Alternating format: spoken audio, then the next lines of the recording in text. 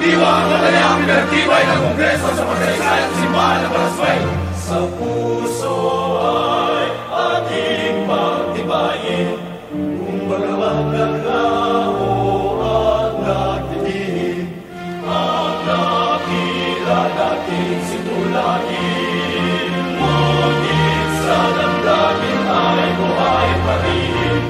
Ipagbunyig ang naunang saligang batas sa buong Asya. Mabuhay ang diwa ng kalayaan! Pagbunyig mga kababayan, di harap at ibunin inuman. Unang Kongreso ng Inang Bayan, hiling ng luwan.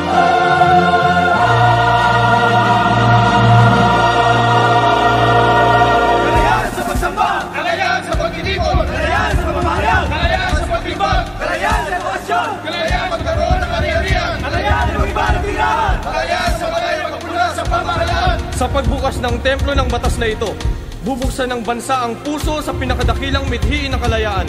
Ang simbahang ito ng Baraswain ngayon ay marangal na templo ng mga simulain ng kasarinlan. At kayong mga kinatawan, ituunin niyo ang inyong mga mata sa halimbawa ng ating mga bayani. Silang hindi nangiming magbuwis ng dugo. Gamitin ang inyong talino ng paghabi ng batas sa ikabubuti nitong sintang bayan. Mabuhay ang unang Kongreso ng Malolos! Pagbunyig mga Pilipino, unang